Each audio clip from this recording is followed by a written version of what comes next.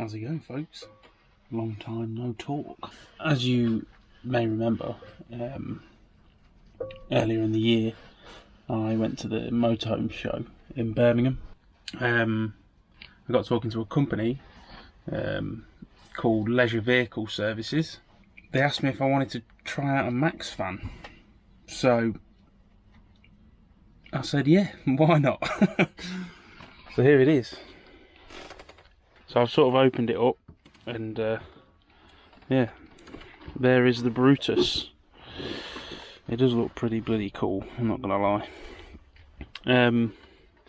So I've gone for the one that's like a normal skylight, because you can get one with a big like rain hood thing that sticks out, but I didn't want that. I'm going to try and fit it today. It should be pretty easy. However, what I wanted to do, that's why, because these come in a couple of different sizes, and the reason I got this size is because I wanted to do a swap for that one there. However, because this one's slightly wider on the top, so this flange here sticks out a bit more than that one, I can't get it in without taking my roof deck off, and I am not going to do that. No, I don't have time. But to be fair, that one's all working and it's not leaking and it's fine, so I'm just going to leave it. But what I do have, because the plan was to swap that one out for this, and there's also, which is an optional extra, you don't get this standard, you have to buy it separately. But it's called the Max Blind or something.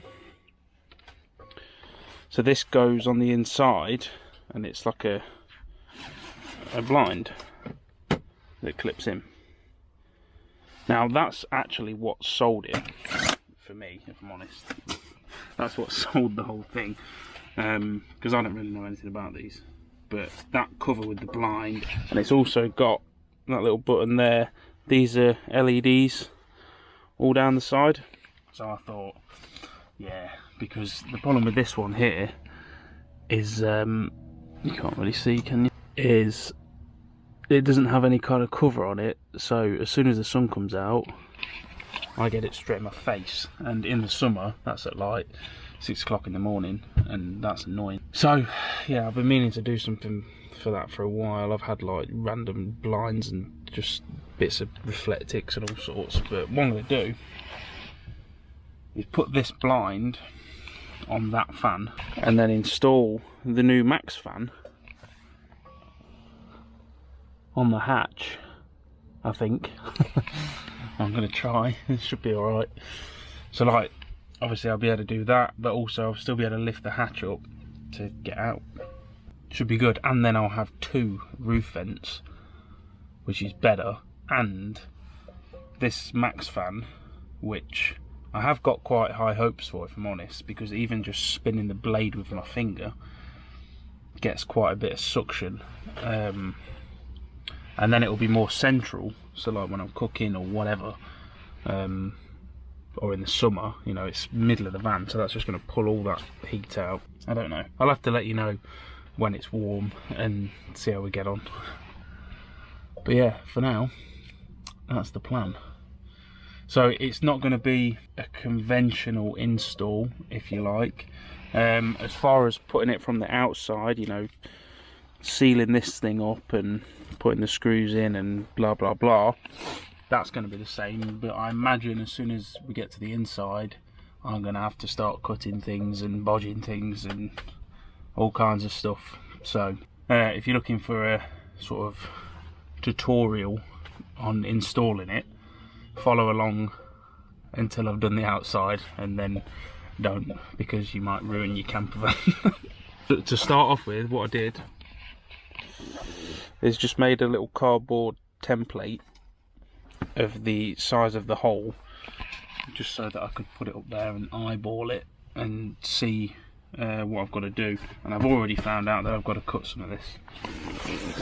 So it's got this little flange around here, you see it? I need to trim a bit of that to fit over my hinges that are on there, so we're already going off the rails.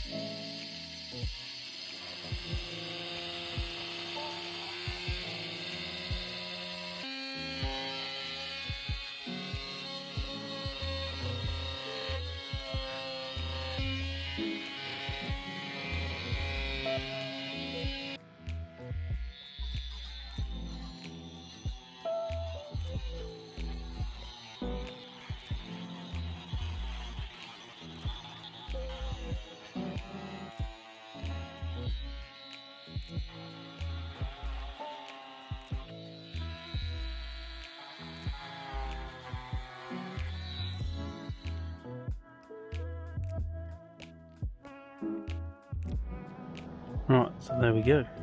So you can see now where I've cut that edge off. That now sits really nicely all the way around. So now I've got to get the sealing tape on the other side of this and screw it in. There we go, folks. Got all of the sealant tape on. This stuff is just fantastic. It really is. That's it there, look. It's like mastic in a roll. Top tip, don't store it in a carrier bag because that happens. Just put a bit on here to make sure it all seals in properly. And yeah, time to stick it down. Screw it in. Go in the corners first. And now you can see it from the other side, look. Quite a bit of finishing work to do, but yeah, the amount of light that's letting in already, brilliant. So glad I did it this way. Alright, look at that, folks. I've even managed to get the cover on and my lock, and it all fits. I'm well happy with that. Look at that for a snug, perfect fit. Awesome. Just got to wire it in now because not only is it electric, but what I didn't realise, it's also remote control. But we'll have a play with it once I've got it all wired up. Right, I'm impatient, so I've just wired it in temporarily. So this is the remote that you get with it. Comes with a little wall mount. And we're going to test this bad boy, make sure it actually works before I go spending ages making neat cables and stuff. Oh, that's pretty cool. So you've got room temperature in the top right, set temperature. So let's go for fan on. Oh, that is satisfying to watch.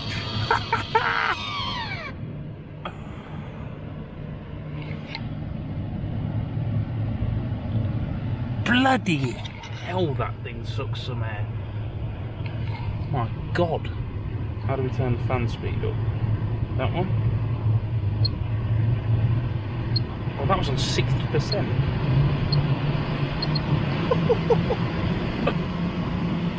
How do we reverse the speed? Let's see. So I've just reversed the fan. There we go, that's sucking out now. That is...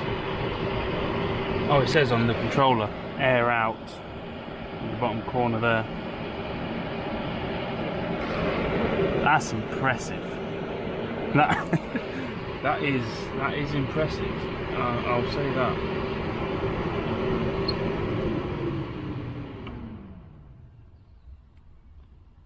I've gone back to air in. I mean, yeah, that's. You can see everything moving. That's brilliant. Oh my God. So if we close the lid.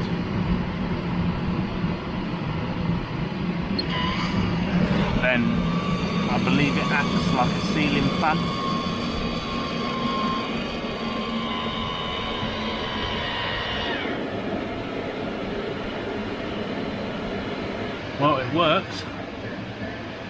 turn it right down and see how quiet it is, because that's obviously ridiculous. Turn it down to 10%. And that is basically silent. Oh, I love it. That is cool. Right, I'll get the blind wide up as well so you can have a look at that. So here's the last piece. It's almost a joke how easy this is to put on, but you see I've run the wires now so they operate the LEDs, which is cool. I'm not mounting it on a MAXXFAN, but it's even easier on a MAXXFAN because these holes here, or one of them, line up perfectly with the holes that mount the fan in. So these holes here line up perfectly with the holes on a MAXXFAN. So all you do is unscrew it, like the cover thing, and screw this on. Dead easy. But the way it goes on, you put this frame on first, and then it has these little mounting clips here.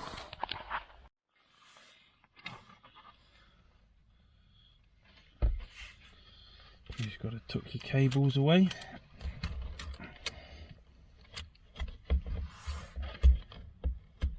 And then line up the little clips.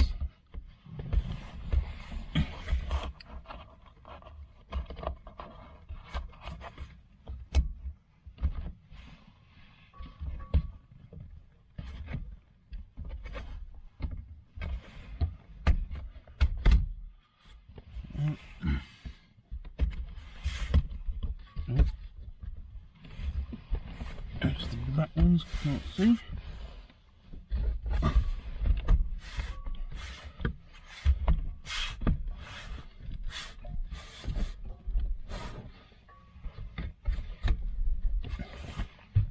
There we go. But you can see the issue. So my head is here. That's the sky. So, you know, first thing on a summer's morning, I'm getting the sun straight in my eyeballs. But now, let's do this. And there we go. Problem solved. And we've got the little LEDs. Hey. That is very, very, very cool. And the blinder just has those two little tabs there. And they just clip on like that. And it's spring loaded as well. So, oh. So if you let go, it will just fling back. I love it. Brilliant. That vent, if you're wondering, is just one of the generic like Fiamma 50 quid things off eBay, manual one, which is absolutely fine. But the reason it's got this black fly screen instead of the normal one is because I woke up in the middle of the night, obviously having a bad dream, and put my head through the old one. So yeah, well happy with that though. That looks like a spaceship. So there you go, folks. That's the MAXXAIR fan and the Max blind. Dead easy. And pretty cool. So big thanks again to Leisure Vehicle Services for sorting that out. That is very, very much appreciated. And I will test these out over the coming months and see what the crack is. Be interesting to see how well it works in the summer. Right, I'll see you all in a bit. One little safety point to note if you do have one of these fans. So this is a couple of weeks later now, after I've sort of played with it a bit, and it is awesome. But this thing creates so much suction when you have it on like draw out mode. that if you have one of them, it will actually override the chimney. So I had it a few nights ago, put it on to try and cool off a bit because it got too hot in here, and even with that door shut on the log burner, it cancelled out the chimney and started drawing all of the smoke into the van. And I locked everything off, and it was all getting out a lot of smoke, like completely smogged out the van. It was bad. And of course I didn't know what it was, because I've never been in that situation before, so I'm turning the fan up even more, and it's just getting worse and worse and worse. And I was fighting that thing for like an hour. I opened the windows, everything, but it was just drawing so much air that, yeah, it was just a losing battle. It was only a couple of hours later that I actually realised what it was. I felt like a right tit. But bear that in mind. So if you have a log burner and one of these fans, you can only have it sucking on about 20% before it starts affecting that. You can have it blowing in full. That actually does the opposite, which is pretty funny. So if you put that on 100% pulling air in, it supercharges the log burner.